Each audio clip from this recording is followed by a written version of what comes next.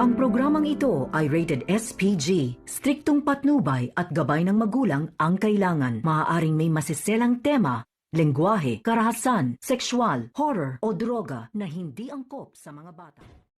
Narito ang ating storytelling sa apoy, sa dugo.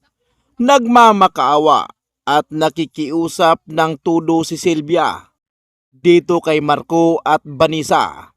Buo na kasi ang pasya ni Marco na sila ay aalis at mamumuhay na kasama si Vanessa at Mikay dahil ayaw nga daw ni Sylvia at Angel dito na sila ay mananatili sa mansyon.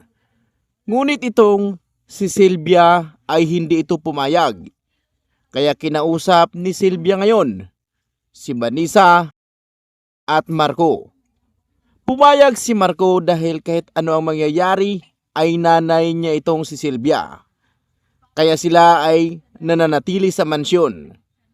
Ngunit kahit ano ang gawin ni Marco at Vanessa para lang tumabi si Mikay sa kanila, ito'y hindi na pumupunta sa kwarto kung saan si Vanessa at Marco. Kaya naman itong si Vanessa ay naguguluhan. Dahan-dahan itong tumayo hating gabi. Pumunta sa kwarto ni Mikay at Angel. Doon nasasaksihan ni Vanessa at narinig niya sa kanyang dalawang tainga na itong si Angel ay kinausap si Mikay.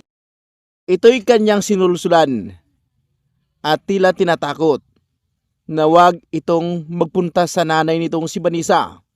Dahil nga daw sa nasisiraan si Vanessa, baka saktan itong si Mikay. Yung tipong pinagsasabihan niya si Mikay na hindi dapat sabihin niya dito kay Mikay para sa nanay nitong si Vanessa. Sinisiraan ni Angel para lumayo ang loob ni Mikay kay Vanessa. Kaya naman lungkot na lungkot itong si Vanessa sa ngayon.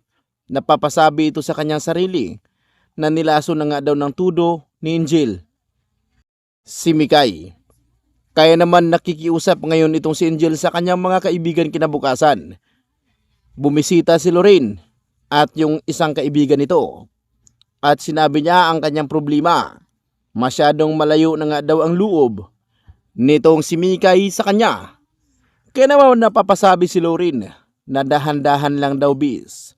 Huwag daw umanong mamadaliin. At sinabi niya rin na itong si Mikay ay sinulsulan ni Angel.